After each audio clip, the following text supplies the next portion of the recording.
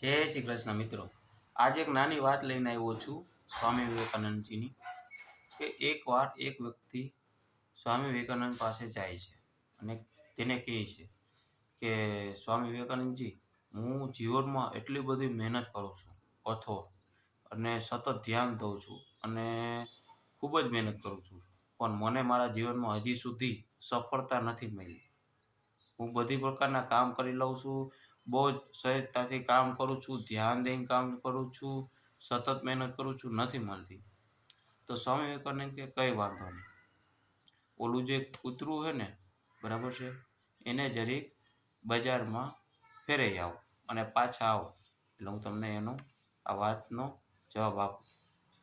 એટલે જ્યારે એ ભાઈ કૂતરાને લઈને જાય ને, તો કૂતરો જેવી રીતે બીજા કૂતરાને જોવે ને તો એની પાસે ભાગે, એક આ ઓલી બાજુ ભાગે, એક આ બાજુ ભાગે, કોઈ પ્રકારનું ધ્યાન નહીં રહે।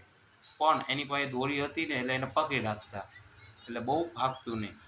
અને જ્યારે પાછા આવ્યા ત્યારે સ્વામીજીને કીધું ઓલા ભાઈએ કે આ કૂતરો તો બહુ ઓલો સ્થિર નહોતો રહેતો, એક બાજુ આ બાજુ જાય, આ બાજુ જાય, ઓલી બાજુ જાય, જે પણ એનું મન થાય એ બાજુ જાય।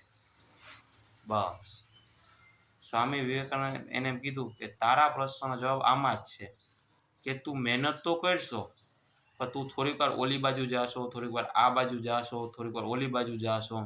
જો તમે જીવનમાં મહેનત કરો, સતત કરો, ધ્યાન દઈને કરો, તો એકતરફી કરો તો તમને 100% એમાં સફળતા મળે।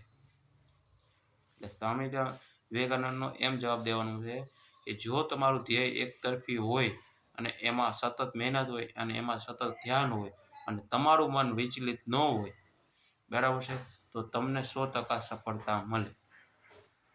આ આજનો એક નાની વાર્તા હતી, નાની વાત હતી અને નાનો ઉપદેશ હતો। જય શ્રી કૃષ્ણ।